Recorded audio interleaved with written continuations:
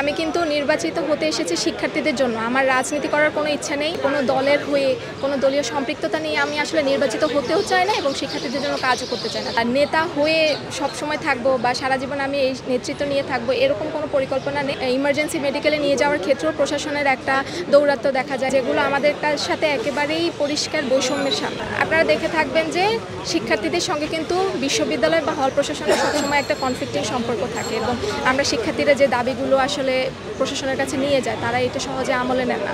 তো সেই জায়গা থেকে সেই কনফ্লিক্টিং রিলেশনশিপটি কিন্তু অনেক আগে থেকেই স্টাবলিশ হয়ে আছে। তো যারাই ঢাকা বিশ্ববিদ্যালয় কেন্দ্রীয় ছাত্র সংসদ নির্বাচনে অংশগ্রহণ করে নির্বাচিত হবেন অথবা হল সংসদগুলোতে যারা নির্বাচিত হবেন এবং আমরা যারা শিক্ষার্থী প্রতিনিধি হব তারা কিন্তু শিক্ষার্থীদের সহযোগী হিসেবে কাজ করব। এখানে প্রশাসনের সহযোগী হওয়ার কোনো সুযোগ নেই, কারণ প্রশাসন যদি আমাদের সহযোগী হতো তাহলে প্রশাসনকে চাপ দিয়ে প্রশাসনের কাছে দাবি নিয়ে গিয়ে আমাদেরকে আসলে দাবি আদায় করতে হতো না।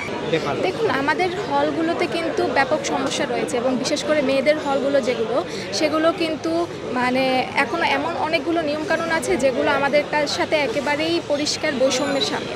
যেমন আপনি দেখবেন যে আমাদের হলে লোকাল গার্ডিয়ানের একটা নিয়ম আছে, যেটি হচ্ছে গিয়ে আপনাকে যদি ঢাকা বিশ্ববিদ্যালয়ের নারী শিক্ষার্থীদের হলে যদি সিট পেতে হয়, ঢাকায় আপনার এমন কোনো লোকাল গার্ডিয়ান থাকতে হবে যে আপনার যে বিবাহিত।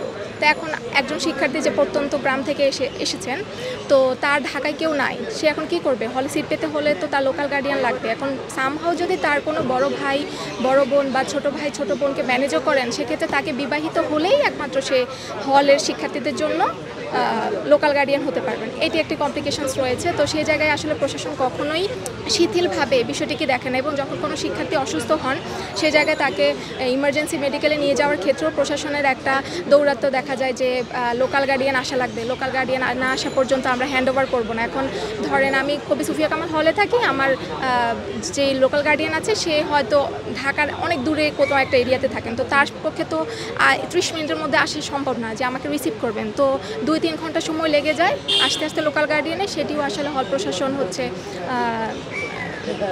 ভালোভাবে দেখেন। আমি কিন্তু নির্বাচিত হতে এসেছি শিক্ষার্থীদের জন্য। আমার রাজনীতি করার কোনো ইচ্ছা নেই, রাজনৈতিক নেতা হবারও কোনো ইচ্ছা নেই। আমার এর আগেও কোনো রাজনৈতিক দলের সাথে কোনো ধরনের কোনো সম্পৃক্ততা ছিল না।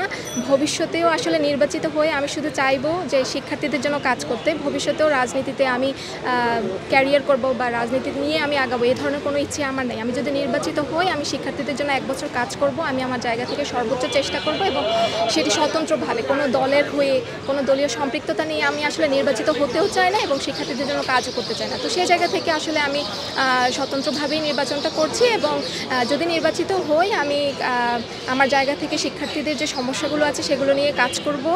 আমার যখন আসলে কাজ শেষ হবে তখন আমি আবার একজন সাধারণ শিক্ষার্থী হিসাবে নিজের জীবনে ফেরত যাব। আসলে রাজনীতি নিয়ে আমার যেহেতু সুদূরপ্রসারী কোনো পরিকল্পনা নেই, সেই জায়গা থেকে আমি আসলে প্রেফার করেছি যে আমি স্বতন্ত্রভাবে এবং কোনো প্যানেল ছাড়া এককভাবে নির্বাচনটা করব। নেতা হতে আসা বলতে আমি তো শিক্ষার্থীদের প্রতিনিধি, তো প্রতিনিধি মানে নেতা। তো শিক্ষার্থীদের জন্য নেতৃত্বের যেই সময়সীমা সেই সময়সীমা পর্যন্ত আমি নেতা হয়ে থাকতে চাই।